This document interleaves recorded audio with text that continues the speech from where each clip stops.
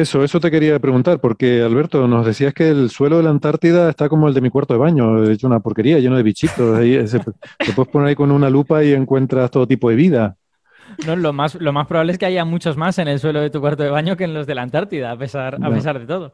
Pero sí, esto es un artículo que salió hace como un par de semanas o tres en PNAS, en los Proceedings de la National Academy of Sciences de Estados Unidos, que es una revista de estas multidisciplinares que yo creo que esta es una revista de esas que yo creo que inicialmente no era, o sea, era una revista un poquito más especializada y poco a poco ha ido como cogiendo de todo, ¿no? Y en ella, pues hoy en día se publica desde matemáticas hasta genética, física, todo tipo de cosas.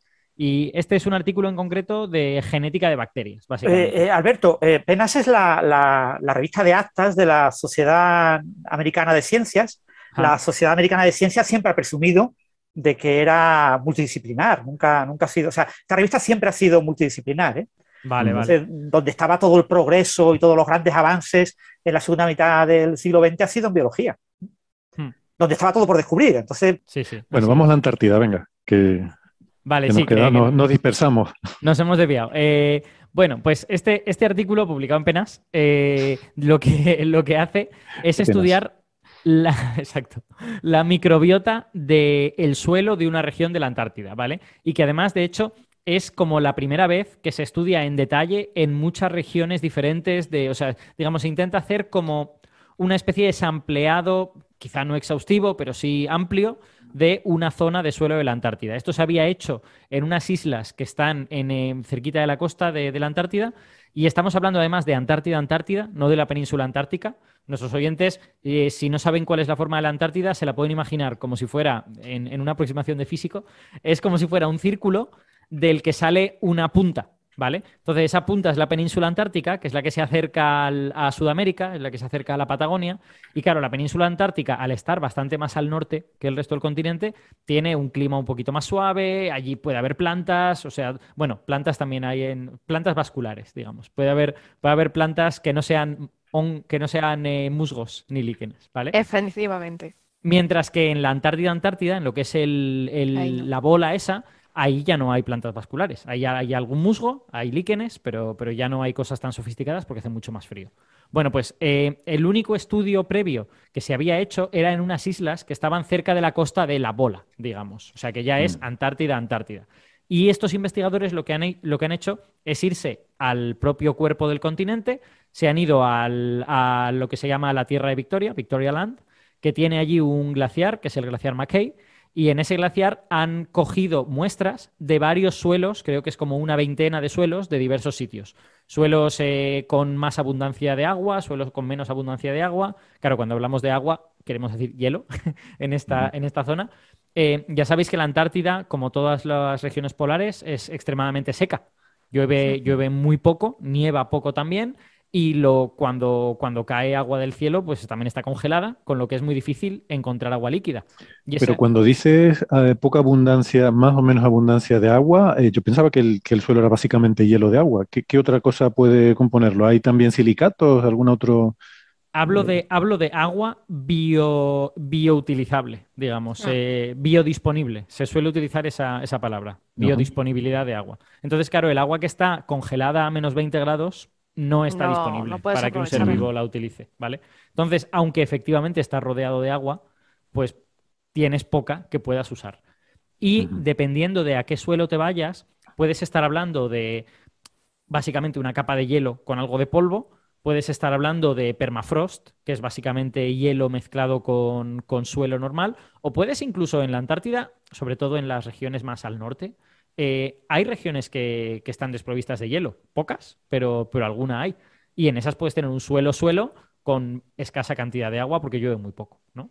O sea, puede, Así, puede haber suelo de roca, Mm. de exacto. tierra, ¿no? Es raro, no es lo habitual, pero hay regiones que son así. De hecho, hay alguna región extremadamente famosa, que yo creo que ya está en la península de la Antártida, que es un valle en el que hay una especie de microclima especial que hace que no haya nada de hielo.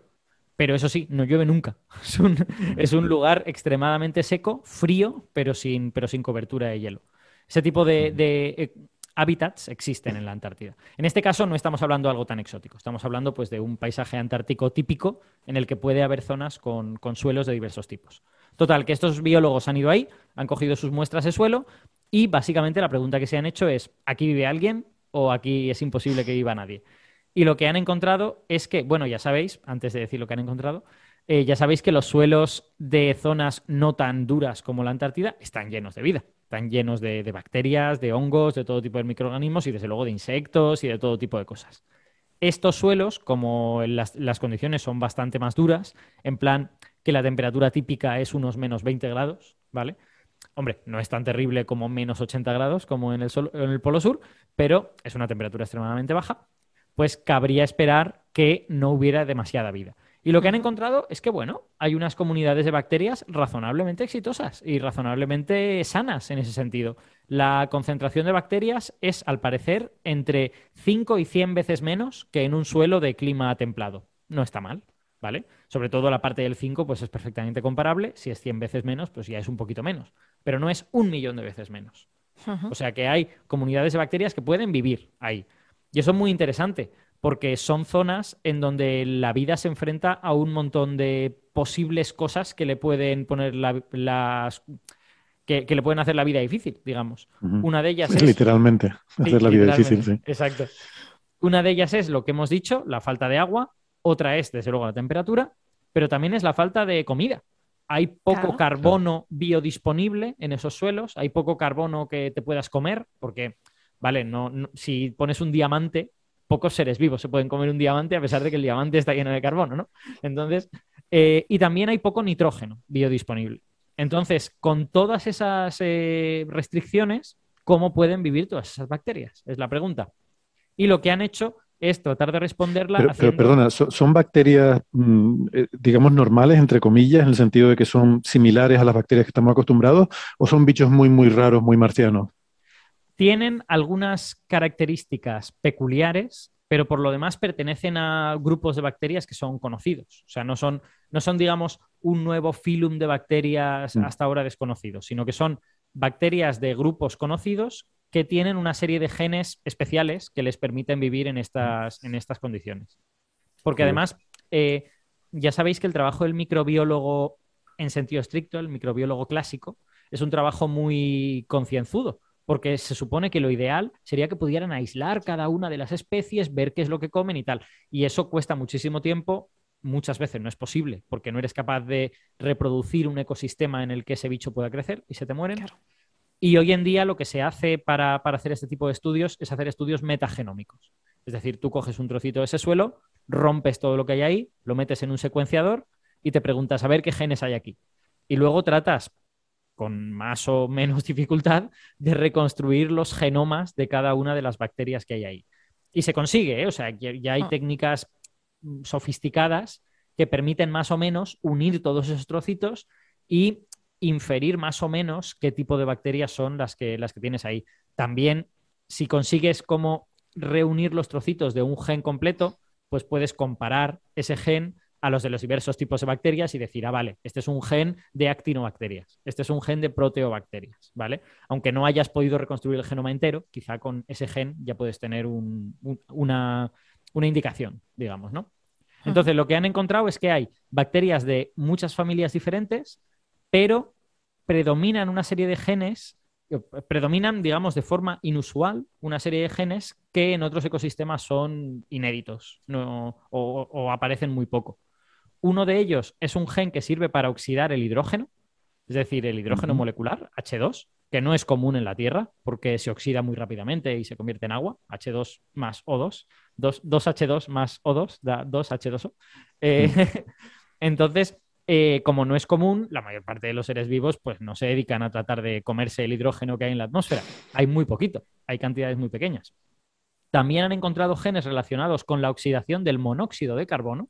Monóxido de carbono tampoco es común en la atmósfera, pero existe en pequeñas cantidades y tú le puedes añadir un oxígeno más y convertirlo en CO2. Fijaos que todo el rato estamos hablando de sustancias que están reducidas, es decir, que poseen electrones disponibles a las que tú les puedes robar esos electrones para establecer, digamos, una cadena de reacciones químicas que a ti te permita crecer, producir energía o lo que sea. Como ejemplo, las plantas lo que hacen en la fotosíntesis es arrancarle los electrones al agua. Las plantas rompen el agua, básicamente, en la fotosíntesis. Bueno, hacen muchas otras cosas, pero el inicio de la cadena energética de la fotosíntesis es la ruptura del agua. Pero aquí en estos suelos tenemos muy poca agua y tenemos muy poco de todo. Entonces parece que estas bacterias lo que hacen es recurrir a sustancias que otros seres vivos dirían, bah, esto está en muy poca cantidad, no me interesa, pero para ellas es lo único que tienen, que son sustancias que hay en el aire. Como el suelo está tan empobrecido en cuanto a nutrientes y en cuanto a incluso a agua, pues necesitan sacar todo eso de la atmósfera. Y en la atmósfera encuentran estos pequeños gases, estos gases que están en muy pequeñas cantidades, y de ellos pueden extraer cosas. Por ejemplo, el hidrógeno con oxígeno se convierte en agua. Tú tienes problemas de agua, bueno, pues coge el hidrógeno y conviértelo en agua y ya tienes un poquito de agua, ¿no? O por ejemplo, las plantas, el objetivo final de la fotosíntesis empieza con la ruptura del agua, pero termina con la fijación del carbono. Tú coges CO2, ese carbono está altamente oxidado, es decir, tiene 2 oxígenos al lado que le han robado todos los electrones. Bueno, no se los han robado, pero que digamos acaparan los electrones del carbono. Y las reacciones de la fotosíntesis lo que hacen es quitar esos oxígenos y convertir ese carbono en algo que pueda ser incorporado al cuerpo de la planta. Bueno, pues estas bacterias pueden estar intentando hacer algo parecido con el monóxido de carbono, aunque no es lo probable. Realmente los genes que se han encontrado sugieren más bien que oxidan el hidrógeno y el monóxido de carbono y esa energía la utilizan para fijar el carbono como las plantas hacen. Por lo tanto, lo que esas bacterias tienen es rubisco. Total, que básicamente lo que se ha descubierto es que estas comunidades viven gracias al aire, viven del aire, las bacterias. O sea, obtienen del aire el inicio de toda la energía que va a permitir mover la maquinaria de incorporar carbono a la bacteria. Parece que al menos un cuarto de esas bacterias fijan el carbono mediante rubisco, es decir, de una forma similar a la de las plantas, pero muchas de ellas extraen la energía, empiezan toda esta cadena en oxidar el hidrógeno, en oxidar el monóxido de carbono, y la mayoría son capaces de hacerlo de varias formas distintas. Es decir, son mixótrofas. No solo extraen la energía de esos gases en forma de traza en el aire, sino que si hay cosas en el suelo, también tratan de utilizar esas cosas que hay en el suelo. Y solo la unión de ambas estrategias es la que les permite sobrevivir de forma tan eficiente. Lo cual es lógico, ¿no? O sea, quiero decir, vives en unas condiciones tan exigentes que o bien tienes maneras de extraer energía de varios sitios o bien en alguna estación del año vas a tener serios problemas. Por ejemplo, llama la atención la ausencia en esos suelos de fotoautótrofos, por lo tanto, de bacterias que producen su energía utilizando la luz del sol y lo que sacan del aire. Pues hay fotorreacciones, pero parece que son fotorreacciones heterótrofas, por lo tanto, fotorreacciones de respiración, o sea, utilizar la energía del sol no tanto para incorporar nuevo material a tu cuerpo, que sería la fotosíntesis, como para poner en marcha tu metabolismo, respirar, hacer este tipo de cosas. O sea que hay evidencias de fotosíntesis, hay evidencias de reacciones que necesitan la luz, pero no tanto de fotosíntesis. Posiblemente hay alguna bacteria que hace la fotosíntesis, pero son minoría, digamos, en esta comunidad. La mayoría son las que hacen cosas del tipo extraer la energía de estos gases del aire y extraer la energía del mineral del suelo. Claro. Que eso ya se sabe que ocurre en muchos otros sitios. Hay bacterias que son litoautótrofas. Por lo tanto, que su energía, en lugar de ser fotoautótrofas de la luz, son litoautótrofas de la roca, ¿no? Entonces, esas bacterias también existen en estas comunidades. Bien, gracias por seguir acompañándonos. Estábamos hablando de bichos congelados en la Antártida, o no congelados, cosas vivas, en este caso, en la Antártida, que viven y sobreviven.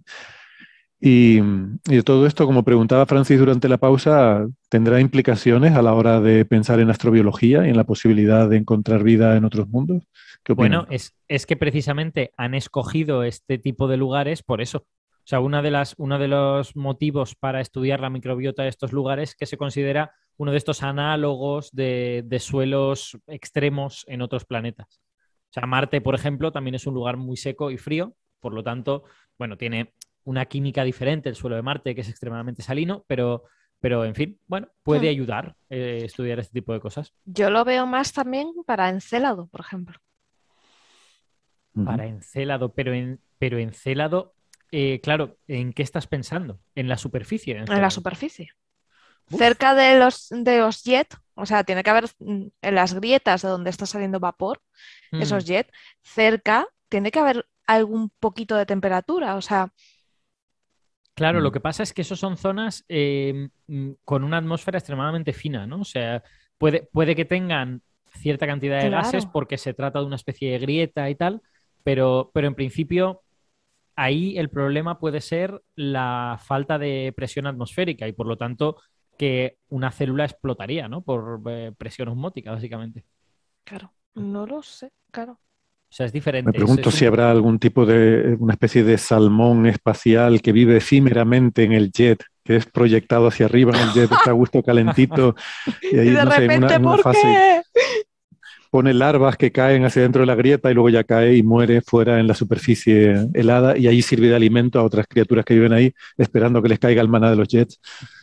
No sé. Oye, La da para una Imagina. novela. la superficie de Encélado llena de pescado congelado. Me parece un buen titular. Sí, sí.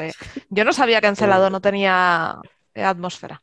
Debe de tener una cosa muy finita porque Sí, al fin una y al cabo exosfera se llama, ¿no? En Europa claro. se ha medido Mm, y de hecho hay oxígeno molecular y otros gases, pero es producto de evaporación de moléculas evaporadas de la superficie.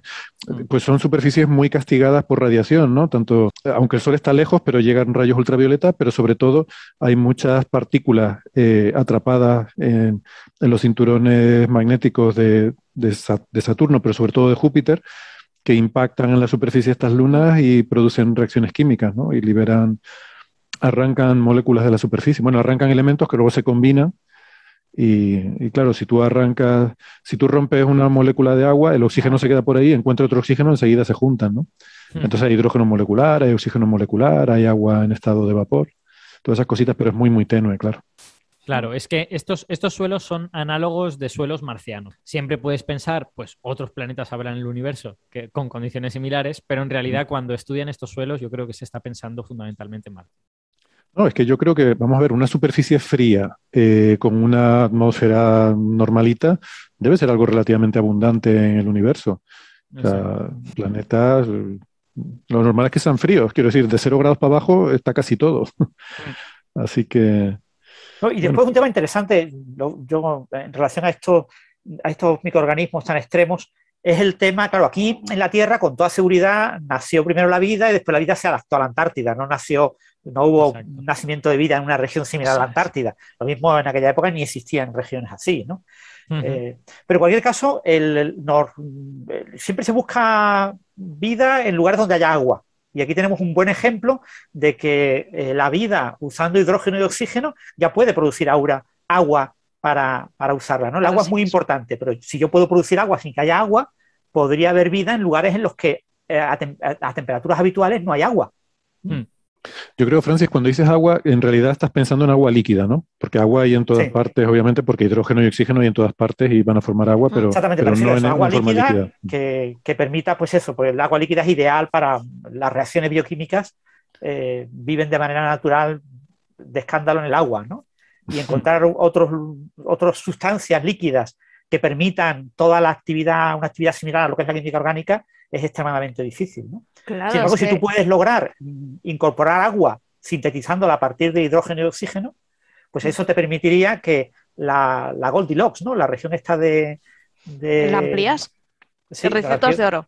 de habitable, exactamente. La región de habitabilidad asociada a las estrellas, pues la puedes extender muchísimo porque basta con que tengas la posibilidad de una atmósfera que tenga hidrógeno y oxígeno. Y oxígeno. De todas maneras, que los oyentes recuerden que cuando estamos hablando de este tipo de extremófilos, de vida en condiciones extremas, lo normal es que este tipo de mecanismos bioquímicos no puedan sostener a un ser vivo excesivamente complejo. Mm. O sea, vale, estamos hablando de bacterias, no estoy seguro de, o sea, quiero decir, por ejemplo, el artículo no habla de hongos, que ya son células mucho más grandes y más complejas. A lo mejor hay algún hongo, pero no son la mayoría de la comunidad. Y ya no decimos, desde luego, seres pluricelulares. O sea que estamos hablando de vida en sentido estricto, pero quizá no la vida que consideramos más emocionante, sino la que probablemente sea la más abundante.